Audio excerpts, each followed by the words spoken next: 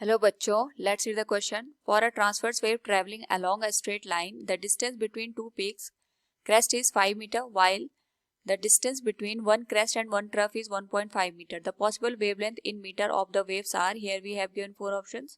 Now to answer this question, first we will discuss here the key concept, and here the key concept is wavelength in a given progressive wave, or we can say in SHM.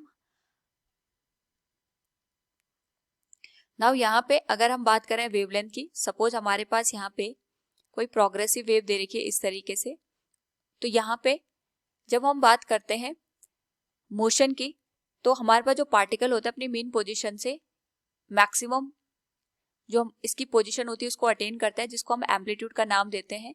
तो suppose ये इसकी mean position होगी particle की, upward direction में ये maximum displacement को अकर कर रहा है. इस केस में जो ये मैक्सिमम डिस्प्लेसमेंट होता है, इस पॉइंट को हम यहाँ पे क्रेस्ट का नाम देते हैं. इसी तरीके से जब ये मीन पोजीशन से डाउनवर्ड डायरेक्शन में अपनी एक्सट्रीम कंडीशन को अटेन करता है, इसको हम यहाँ पे ट्रफ का नाम देते हैं. तो जब हम बात करते हैं वेवलेंथ की, तो दो कॉन्जिक्यूटिव क्रेस्ट और ट्रफ के बीच की जो डिस्टेंस होती है उसी को हम वेवलेंथ का नाम देते हैं. सपोज ये दूसरा हमारे पास यहाँ पे क्रेस्ट बन गया, तो एक क्रेस्ट से दूसरे क्रेस्ट के बीच की जो डिस्टेंस होगी it is known as lambda. इसी तरीके से एक ट्रफ और दूसरे ट्रफ के बीच की जो डिस्टेंस होगी इसको हम यहाँ पे वेवलेंथ का नाम देते हैं.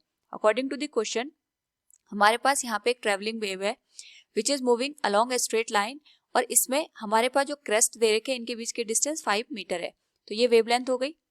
वेवलेंथ में जो ये मैक्सिमम हमारे पास यहाँ पे डिस्प्लेसमेंट का पॉइंट दिख रहा है इन द अपवर्ड डायरेक्शन और positive direction, it is known as crest. ये वाला जो पॉइंट आ गया it is known as trough. Again this point is known as crest and this one is trough. तो यहाँ पे हमारे पास जो क्रेस्ट और क्रेस्ट के बीच की डिस्टेंस है ये वेवलेंथ के बराबर होगी लैम्डा. ये 5 मीटर के बराबर हमें दे रखी है. तो ये फर्स्ट हमने वेवलेंथ कंसिडर किया. तो दूसरी कंडीशन ये भी हो सकती है हमारे पास कि यहाँ पे हमने दूसरा क्रेस्ट ले लिया, इस क्रेस्ट और इस क्रेस्ट के बीच की जो डिस्टेंस होगी it is also 5 metre, but यहाँ पे ये जो लैम्डा है ये हमारे पास यहाँ पे इनिशियल जो वेवलेंथ है या इनिशियल क्रेस्ट और क्रेस्ट के बीच की डिस्टेंस है वो इंडिकेट कर रहे हैं. अगर हमें सेकेंड क्रेस्ट और ये थर्ड क्रेस्ट के बीच की डिस्टेंस को यहाँ पे इंडिकेट करना है, तो हम इसको यहाँ पे 2 लैम्डा से इंडिकेट कर सकते हैं कि ये हमारे पास यहाँ पे सेकंड वेवलेंथ को इंडिकेट कर रहा है. या फिर हम ये कह सकते हैं कि इस क्रेस्ट से इस क्रेस्ट के बीच की जो डिस्टेंस होगी it will B 2 times of the original और फंडामेंटल वेवलेंथ. इसी तरीके से हम यहाँ पे 3 लैम्डा 4 लैम्डा इस तरीके से इस कंडीशन को यहाँ पे अप्लाई कर सकते हैं. So we can say the distance between 2 crest that is given as 5 metre. और अगर हम इसकी जनरल इक्वेशन लिखें तो हम इसको लिख सकते हैं n1 lambda equals 5. That will B equation number first. यहाँ पे जो n1 की वैल्यू होगी ये हमारे पास 1 2 3 सो ऑन यहाँ पे वेरी करेगी. Again according to the question हमारे पास यहाँ पे एक ट्रफ और एक क्रेस्ट के बीच की जो डिस्टेंस दे रखी है इट इज 1.5 मीटर. ये क्रेस्ट हो गया, ये ट्रफ हो गया, इसके बीच की जो डिस्टेंस है ये 1.5 मीटर है. तो क्रेस्ट से क्रेस्ट के बीच की जो डिस्टेंस होती है, ट्रफ से ट्रफ के बीच की जो डिस्टेंस होती है it is known as wavelength. But crest से लेके ट्रफ के बीच की जो डिस्टेंस होती है it is half of the wavelength, यानी ये हमारे पास यहाँ पे लैम्डा बाई 2 के बराबर होगा. अगेन अगर हम इस वाले क्रेस्ट और इस वाले ट्रफ को देखेंगे तो यहाँ पे भी ये जो डिस्टेंस है ये 1.5 मीटर के बराबर है. बट यानी इस क्रेस्ट से इस ट्रफ के बीच की जो डिस्टेंस होगी इट विल बी 4.5 मीटर. और अगर हम इसकी जनरल इक्वेशन लिखें हम इसको लिख सकते हैं distance between crest and trough. हमारे पास यहाँ पे क्रेस्ट और ट्रफ के बीच की जो डिस्टेंस आएगी it is given as 1.5 metre. इसको हम जनरल केस में ऐसा लिख सकते हैं 2n2 plus 1 divided by multiplied by lambda by 2 equals 1.5.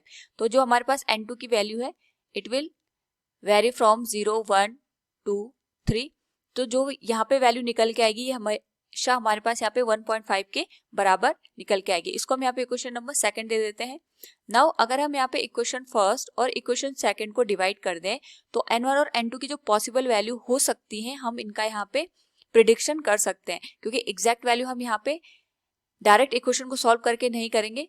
We will use here hit and trial method. So equation first will be divided by equation second. So it will become n1 lambda divided by 2 n2 plus 1 lambda by 2. ये जो value होगी it will B 5 divided by 1.5। तो यहाँ पे lambda से lambda cancel हो जाएगा, it will B 2n1 divided by 2n2 plus 1 equals 50/15। इसको हम यहाँ पे लिख सकते हैं 10 डिवाइडेड बाई 3। तो ये जो वैल्यू बनेगी it will B 6n1 equals 20n2 plus 10। और इसी को हम यहाँ पे मॉडिफाई करके लिखें, the equation will be 3n1 equals 10n2 plus 5। It is given as equation number 3। Now यहाँ पे हमारे पास जो n1 और n2 है ये दोनों इंटीजर होने चाहिए, तो हम इसको लिख सकते हैं n1 and n2 both should be integer. ये हमारे पास इंटीजर होने चाहिए।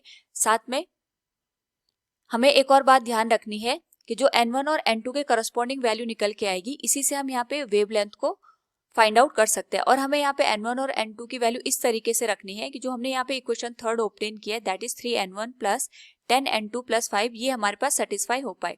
तो यहाँ से अगर हम n1 और n2 की वैल्यू को प्रिडिक्ट करें तो सबसे पहले n2 की वैल्यू हम यहाँ पे 1 के बराबर रखते हैं। तो जैसे हम n2 की वैल्यू 1 के बराबर रखेंगे हमारे पास जो RHS है ये 15 के बराबर हो जाएगा। तो यहाँ पे जो n1 की वैल्यू होगी it will be given as 5, ये हमारे पास 5 के बराबर होगा। और अगर हम ये वैल्यू उठा करके इक्वेशन फर्स्ट में पुट कर दें, we know that n1 lambda equals 5, n1 की वैल्यू हमारे पास 5 है तो लैम्डा की जो वैल्यू आएगी it will be given as 1 metre. इसी तरीके से हम यहाँ पे जो n2 है इसकी वैल्यू 2 भी रख सकते हैं, 3 भी, बट उसके करस्पॉन्डिंग हमें यहाँ पे n1 की वैल्यू एक इंटीजर ना मिलके एक डेसिमल वैल्यू देखने को मिलेगी। तो हम यहाँ पे सीधे n2 की जो वैल्यू है ये 4 के बराबर रख देते हैं, तो जो RHS है 45 बन जाएगा। तो यहाँ से हमारे पास जो n1 की वैल्यू निकल के आएगी इट विल बी 15। अगेन अगर हम यहाँ पे इक्वेशन फर्स्ट का यूज करें तो we can say n1 lambda will be equal to 5। n1 की वैल्यू 15 है तो जो लैम्डा की वैल्यू है it will be given as 5/15 that will be 1/3। इसी तरीके से हम यहाँ पे 6 अगर वैल्यू पुट करेंगे तो n1 की वैल्यू हमें इंटीजर नहीं मिलेगी। तो जो n2 है अगर हम इसकी वैल्यू यहाँ पे डायरेक्ट 7 रख दें तो जो n1 है it will be given as 70 plus 5 that will be 75। और इसको हम डिवाइड कर दें अगर 3 से तो n1 की वैल्यू हमारे पास बन जाएगी 25 के बराबर। इसके करस्पॉन्डिंग हम इक्वेशन फर्स्ट में अगर वैल्यू पुट कर दें तो डायरेक्ट हम लिख सकते हैं n1 लैम्डा इक्वल्स 5। यहाँ से हमारे पास जो लैम्डा की वैल्यू बनेगी इट विल बी 1/5। तो जो सीक्वेंस हमारे पास यहाँ पे देखने को मिल रहा है we can say it is 1, 1/3, 1/5 and so on. So from the given question we can say here the possible wavelength in meter of the waves are 1, 1/3, 1/5. Option third will be the correct answer. Hope all you understood it. Thank you and best of luck.